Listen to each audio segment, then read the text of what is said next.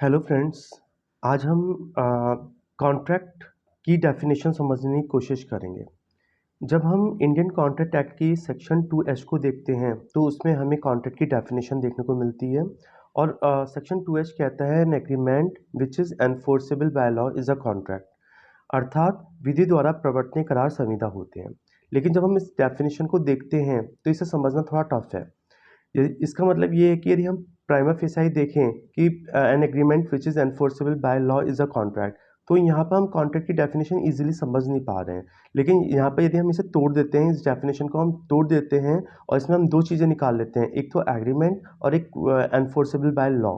एक तो हम करार और एक विधि द्वारा प्रवर्तनीय को समझ लें तो हम कॉन्ट्रैक्ट को समझ सकते हैं। तो पहले हम यहाँ पर इस डेफिनेशन को तोड़ते हुए हम यहाँ पर दो बातें निकालते हैं, एक एग्रीमेंट और एक एनफोर्सेबल बाय लॉ।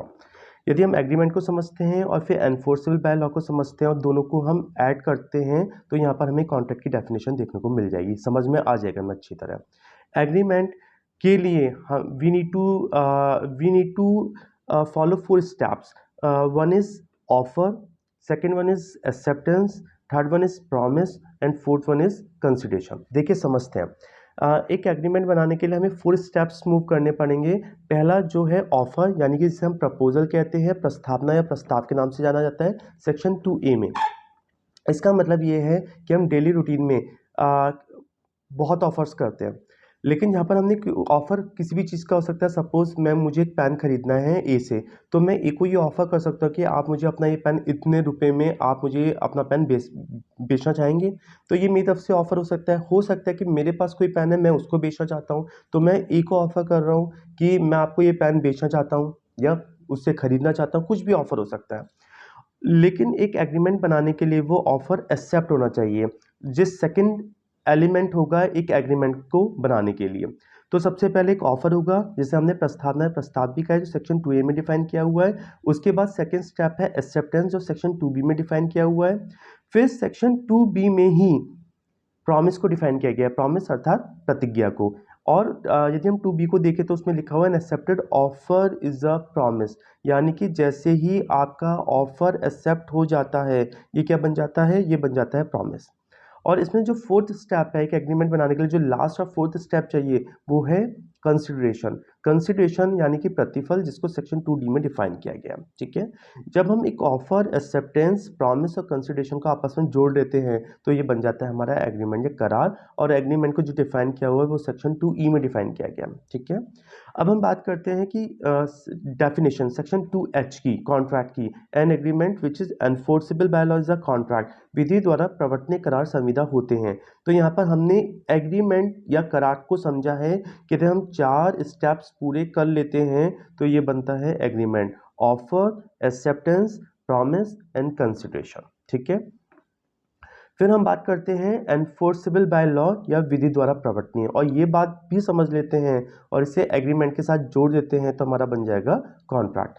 जब हम बात करते हैं एनफोर्सेबल बाय लॉ या विधि द्वारा प्रवर्तनीय, तो इसके लिए हमें इंडियन कॉन्ट्रैक्ट एक्ट 1872 के सेक्शन 10 को देखना चाहिए। और सेक्शन 10 कहता है व्हाट एग्रीमेंट्स आर कॉन्ट्रैक्ट, अर्थात कौन से करार संविदा होते हैं। तो इसकी डेफिनेशन यदि हम देखें सेक्शन 10 में तो ये लिखा है कि all agreements are contract if they are made by the free consent of parties competent to contract for a lawful consideration and with a lawful object and not hereby expressly declare to be void.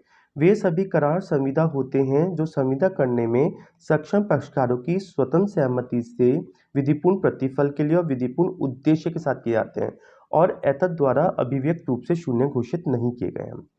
अर्थात इसमें 5 steps बताए गए हैं या 5 essential element बताए गए हैं जिससे कि एक एग्रीमेंट कॉन्ट्रैक्ट में कन्वर्ट हो जाएगा। इसका मतलब पहली बात है कि एक तो हमें चाहिए कॉम्पिटेंट पार्टीज, दूसरा हमें चाहिए फ्री कंसेंट, तीसरी बात लॉफुल कंसिडरेशन, चौथी बात कह रहा है लॉफुल ऑब्जेक्ट, और पांचवी बात कह रहा है not here by expressly declare to be void, यानी कि सक्षम पक्षकार, स्वतंत्र सहमति, विधिपूर्ण प्रतिफल, विधिपूर्ण उद्देश्य और एतद द्वारा अभिव्यक्त रूप से शून्य घोषित नहीं किया गया है। अब यदि हम पांचों बातों को और समझ लें तो हमारा सेक्शन 10 यानी कि एनफोर्सेबल बाय लॉ या विधि द्वारा प्रवर्तनीय को हम समझ सकते हैं। जब हम देखते हैं इसमें एक एसेंशियल एलिमेंट है कि कॉम्पिटेंट पार्टी। तो who is competent to contract, संविदा करने के लिए सक्षम कौन है। ये बात सेक्शन 10 हमें सिर्फ ये कहता है कि पार्टीज मस्ट बी कॉम्पिटेंट, जो पक्षकार होंगे, संविदा के पक्षकार होंगे, वो सक्षम होने चाहिए। लेकिन सेक्शन 10 हमें ये नहीं बताता कि who is competent to contract. ये बात हमें सेक्शन 11 और 12 में देखने को मिलती है। और सेक्शन 11 को जब हम देखते हैं तो उसमें लिखा हुआ है कि every person is competent to contract who has attend the age of majority and is of sound mind and not disqualified by any law. इसका मतलब ये कह रहा है कि वे सभी व्यक्ति संविदा करने के लिए सक्षम हैं यदि वो वयस्क हैं, यानी कि 18 साल से ऊपर हैं, स्वच्छित हैं और किसी विधि द्वारा उन्हें संविदा करने से डिस्क्वालीफाइड डिक्लेयर ना किया गया हो। ठीक है, तो ये बात पहली बात हो गई है। इसका मतलब आपने एक मोहरा बीवी वर्सेस धर्मदास घोष का केस भी देखा होगा, जिसमें सीधे सीधे प्रीवी काउंसिल ने ये हेल्ड किया था कि माइनस एग्रीमेंट इज एब इनिशियो वॉइड, यानी कि एवियस द्वारा किया गया करार प्रारंभता शून्य होता है। इसका मतलब एक माइनर कॉन्ट्रैक्ट नहीं कर सकता, तो कौन कर सकता है, मेजर यानी कि +18 साउंड माइंड और जिससे किसी लॉ में कॉन्ट्रैक्ट करने से डिस्क्वालीफाइड ना किया गया हो। ठीक है, जैसे कि हमारे यहाँ एनिमी, एलियन या विदेशी शत्रु हैं, वो हमारे यहाँ आके कॉन्ट्रैक्ट नहीं कर सकते क्योंकि किसी लॉ में उन्हें बार्ड किया हुआ है हमारे यहाँ कॉन्ट्रैक्ट करने से। फिर दूसरा एसेंशियल एलिमेंट आता है फ्री कंसेंट। तो फ्री कंसेंट को जो कॉन्ट्रैक्ट एक्ट में सेक्शन 13 से लेकर 22 तक फ्री कंसेंट को समझाया हुआ है। और जब हम फ्री कंसेंट को देखते हैं तो कंसेंट को डिफाइन किया हुआ है सेक्शन 13 में और फ्री कंसेंट को डिफाइन किया हुआ है सेक्शन 14 में। और सेक्शन 14 को जब हम देखते हैं तो उसमें लिखा हुआ consent is said to be free if it is not cause by, 5 बातें होंगी।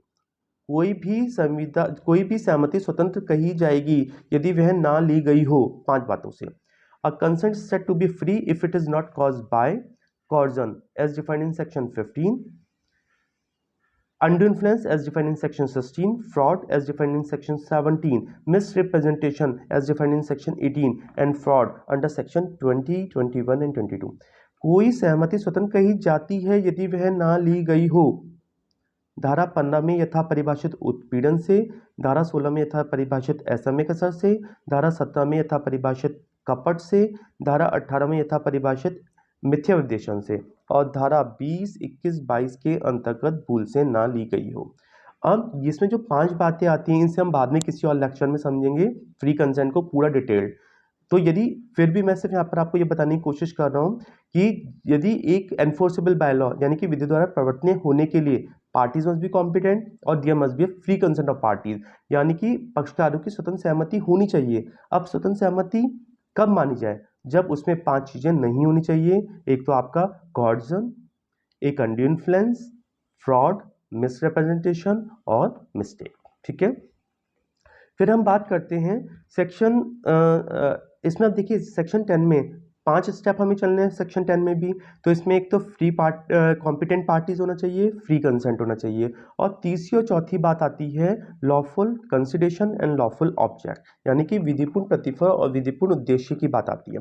तो जब हम विधिपूर्ण प्रतिफल और विधिपूर्ण उद्देश्य की बात करते हैं तो उसके लिए सेक्शन 23 में हमें पता चलता है कि what consideration and object are lawful and what not, कौन से प्रतिफल उद्देश्य विधिपूर्ण है और कौन से नहीं है। तो जब हम सेक्शन 23 को देखते हैं तो इसमें भी बताया गया है कि द कंसिडरेशन और object of an agreement is lawful, यानी कि ये कह रहा है कि किसी भी संविदा का प्रतिफल या उद्देश्य है वो विधिपूर्ण होगा अनलेस, सिवाय जबकि।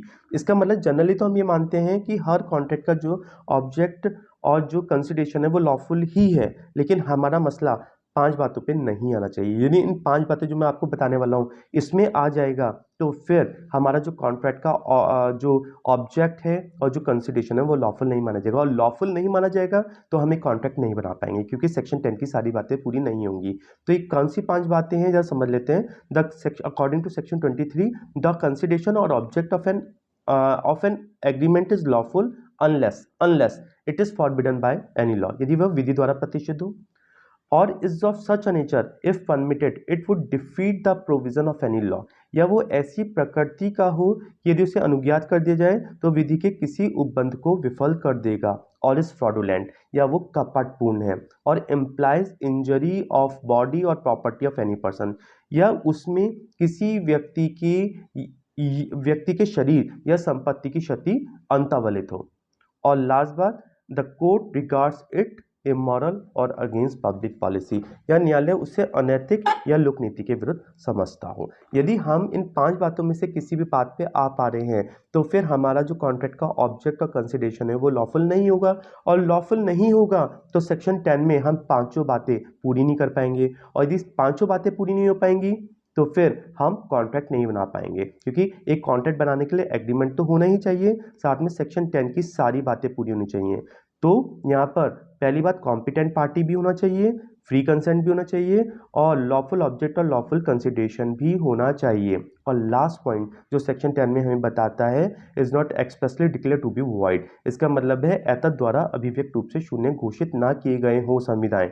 ठीक है, अब इसका मतलब ये हुआ कि किसी भी लॉ में यदि एक्सप्रेसली बात लिख दी गई है कि ऐसे कॉन्ट्रैक्ट कभी भी कॉन्ट्रैक्ट नहीं बन पाएंगे, यानी कि उन्हें वॉइड डिक्लेयर कर दिया गया है एक्सप्रेसली, तो वो कभी भी कॉन्ट्रैक्ट का रूप नहीं लेंगे। और ये बात हमें सेक्शन 25 से लेके सेक्शन 30 तक इंडियन कॉन्ट्रैक्ट एक्ट में ही देखने को मिलती है।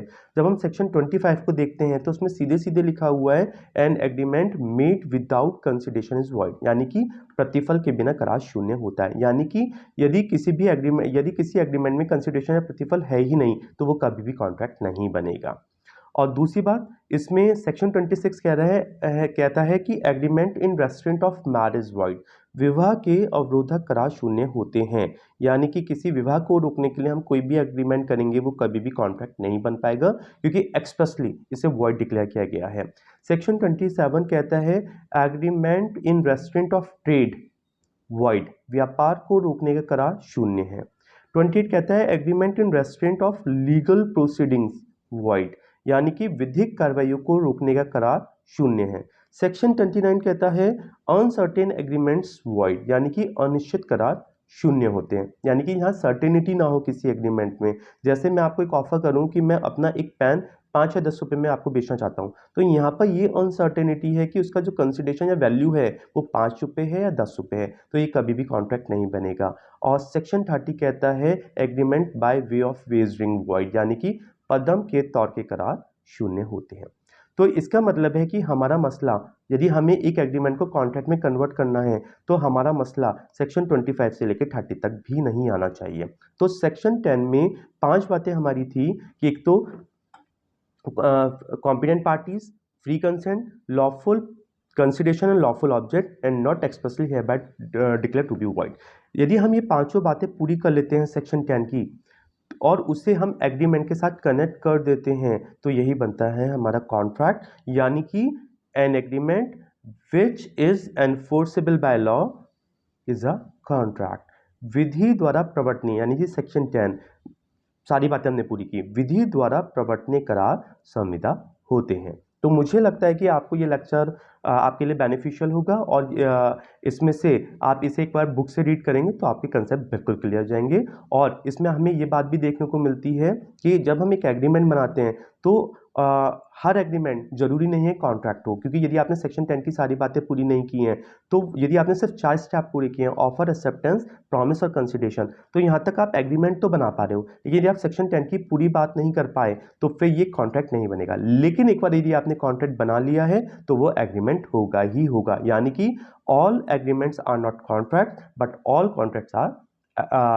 कॉन्ट्रैक्ट्स आर एग्रीमेंट, यानी कि सभी संविदाएं करार होती हैं लेकिन सभी करार संविदाएं नहीं होती है। ठीक है, तो आप इसे एक बार बुक से भी देखेंगे और मुझे लगता है कि ये लेक्चर आपके लिए बेनिफिशियल हुआ होगा। Thank you so much.